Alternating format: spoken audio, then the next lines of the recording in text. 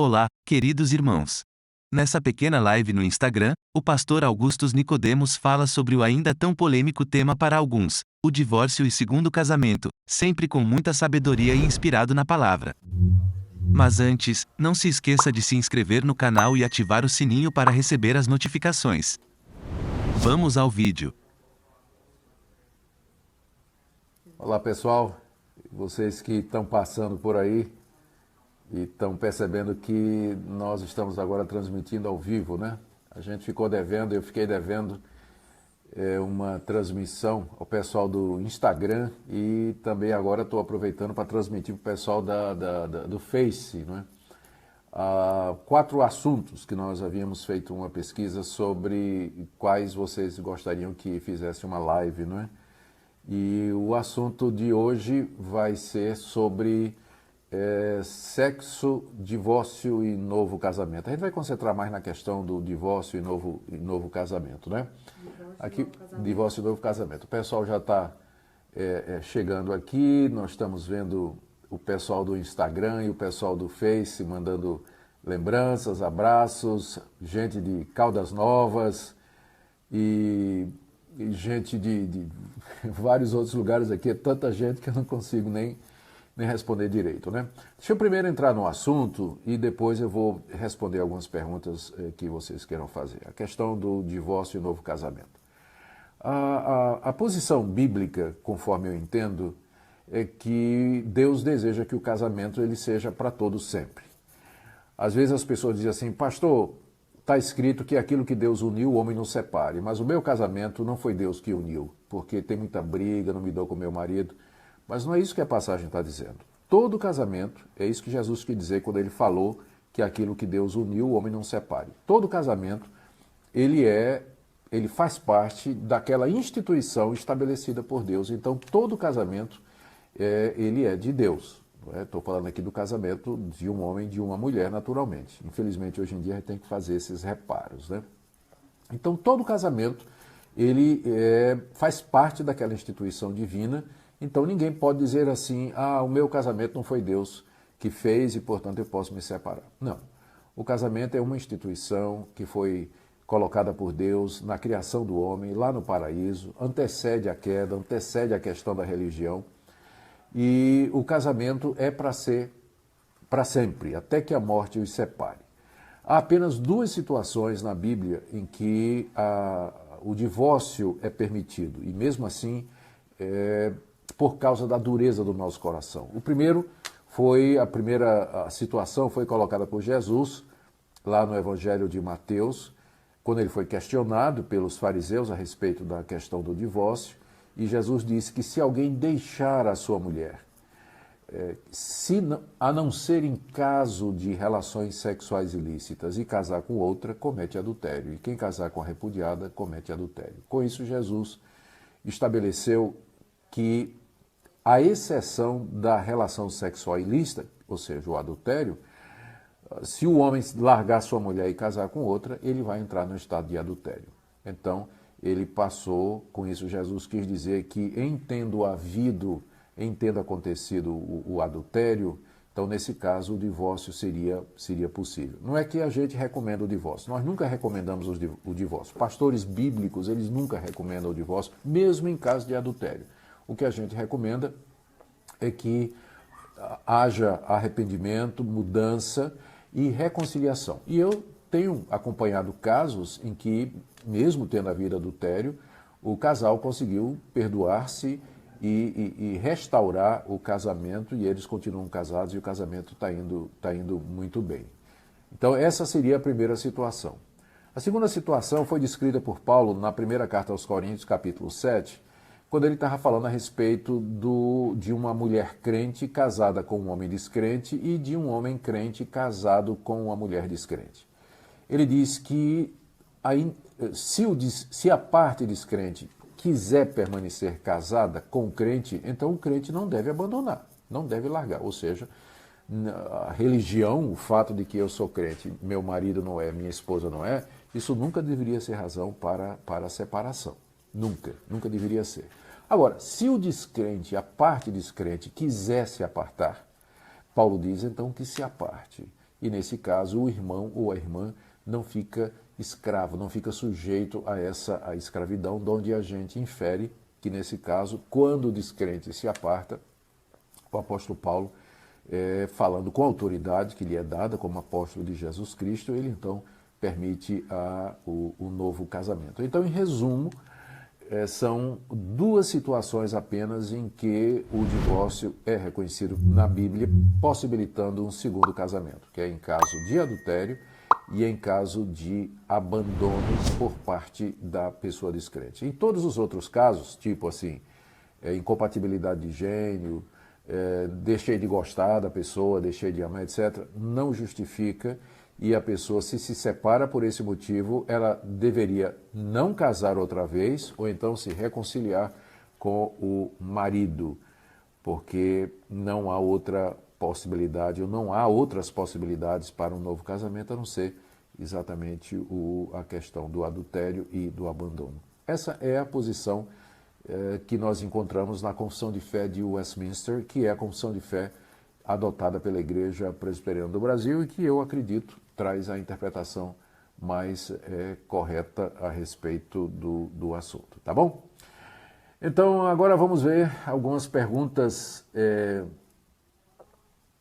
Algumas perguntas estão chegando. Tem essa pergunta aqui que está sendo apresentada, né? Diz que existem muitos casamentos de fachada, é melhor viver assim do que se separar? Não. A melhor coisa é pegar o casamento que é de fachada e transformar num casamento verdadeiro. Procura aconselhamento, procura ajuda a pastores, a pessoas que são especializadas em casos assim, que podem ajudar o casal a superar as dificuldades e fazer com que o casamento seja, de fato, proveitoso. Há uma pergunta aqui, se o divorciado antes da conversão.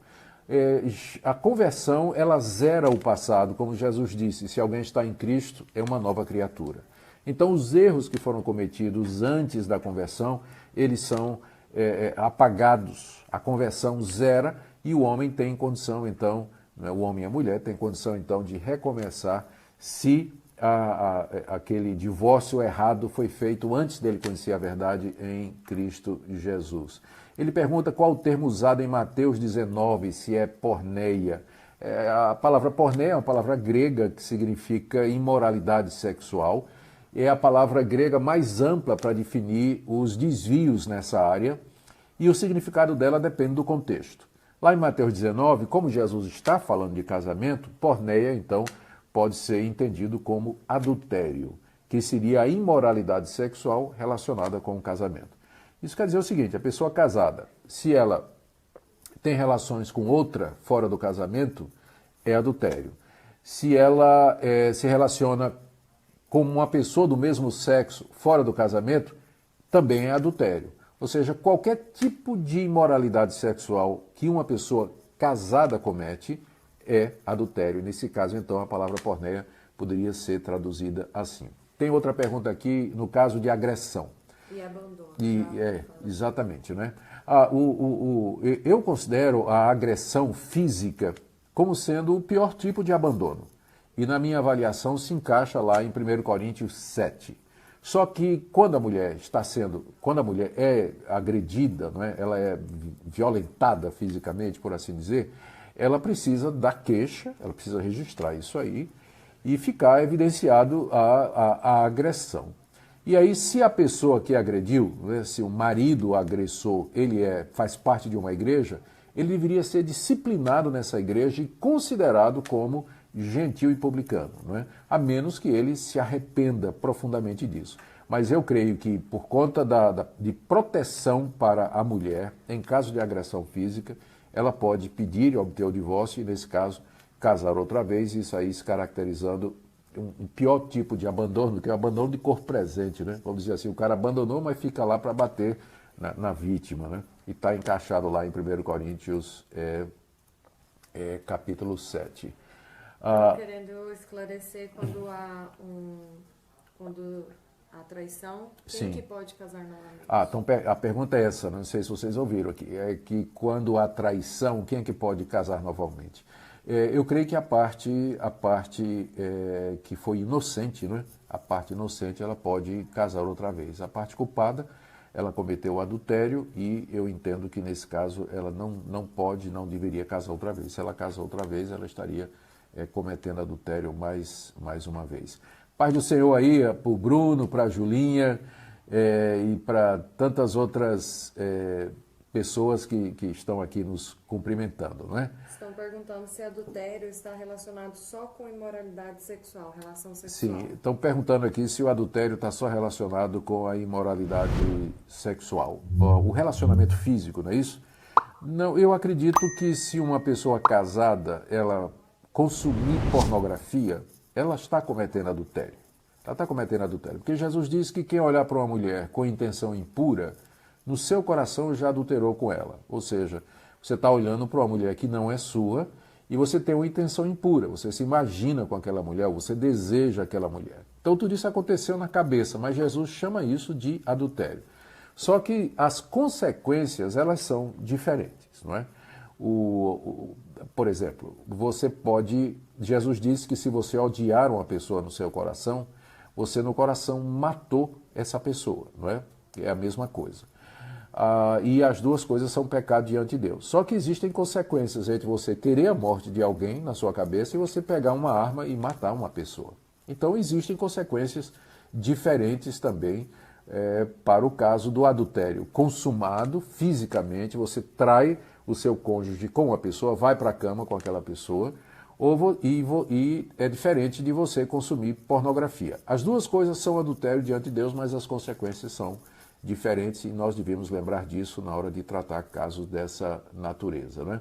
O Igor está perguntando aqui se uma pessoa tem filho com outra, sendo ambas solteiros, eles devem se casar? Então a pergunta aqui é se um casal que tem relações sexuais, ela engravida, se isso obriga o casamento. Eu não acho que obriga, não é? Seria bom, no mínimo, mesmo que resolvam não casar, mas o pai deve assumir a paternidade e todas as implicações de ter gerado um filho. Tipo assim, pagar pelo sustento, pagar pela educação e tudo mais. E eu não digo que o casamento é obrigatório. Em alguns casos, talvez não fosse nem aconselhável. Mas, mesmo que não case, o rapaz que engravidou a moça, ele é responsável para cuidar dela, para prover as necessidades do seu filho e cuidar dele, né, enquanto ele tiver vida e tiver condição. Ok? Tem aqui o Natani Soares mandando um abraço também. O Wellington Rodrigues também, o meu abraço.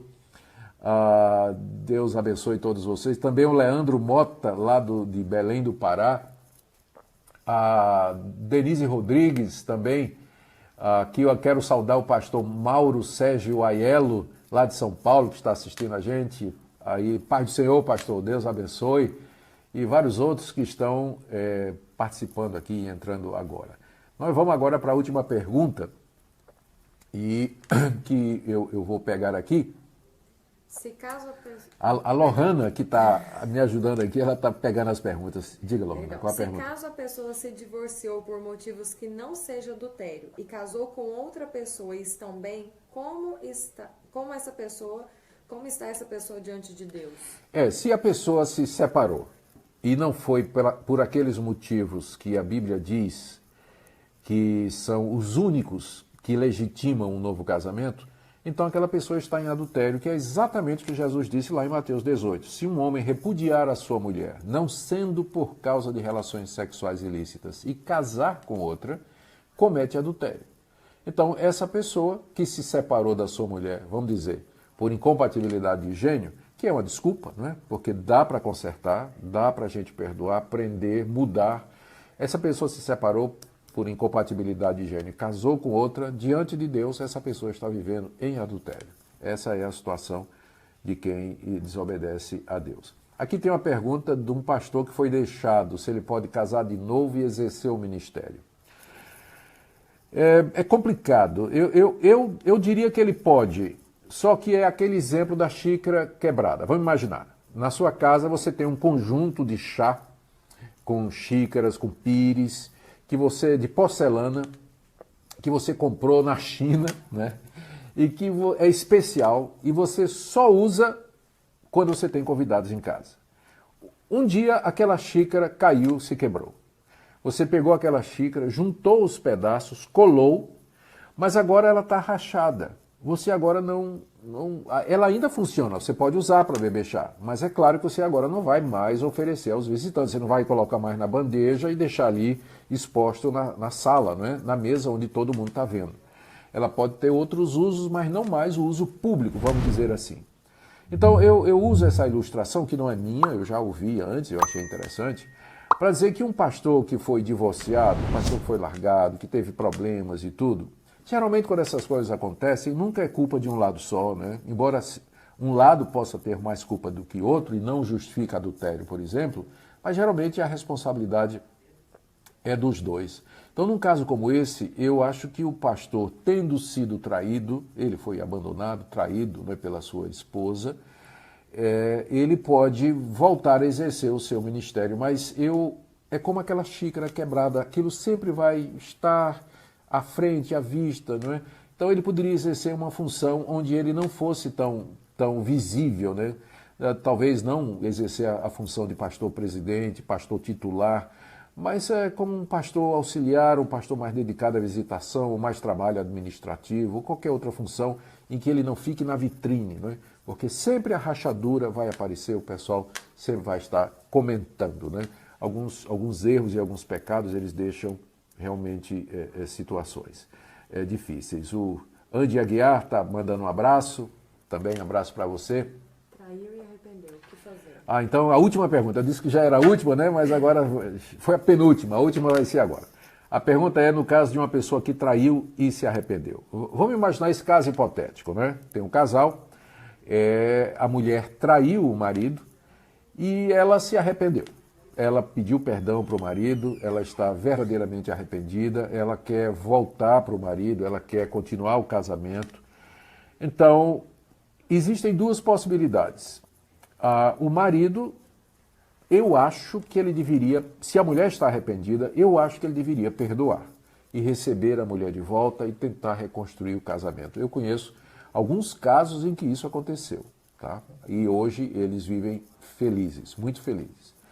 Mas existe a possibilidade de, por causa da dureza do coração, o marido não consegue perdoar. Perdeu a confiança, ele até que perdoa, mas ele não consegue superar. Porque a traição, ela fere mesmo, né? Por isso que Jesus disse que a traição possibilita o divórcio, porque ela atinge o coração do casamento, ela quebra a confiança, né? É uma quebra daqueles votos solenes que foram feitos diante de Deus e diante do povo de Deus, de ser fiel até a morte. Então, a traição é um pecado muito sério. Então, nem sempre há pessoas que conseguem superar o fato de que foram traídos. O marido pode até perdoar a esposa, né, no caso do marido trair, mas não consegue mais conviver. Então, nesse caso, por causa da dureza do coração em perdoar, Jesus permitiu a separação, tá? Então, o correto é, se a pessoa traiu, se arrependeu, pediu perdão, o outro lado que foi traído tentar aceitar o perdão e tentar reconstruir o casamento. Mas por conta da fraqueza do nosso coração, da dureza do nosso coração, nem sempre isso é possível, e não sendo possível, então o divórcio é permitido com tristeza. Queridos, é só por hoje. Muito obrigado aí pela audiência de vocês. Continua chegando gente aqui comentando e saudando, né, todos vocês, o nosso abraço. Deus os abençoe e boa noite para vocês. Esse foi o vídeo de hoje. Mas, e aí, qual a sua opinião sobre o assunto? Deixe nos comentários. Até o próximo vídeo.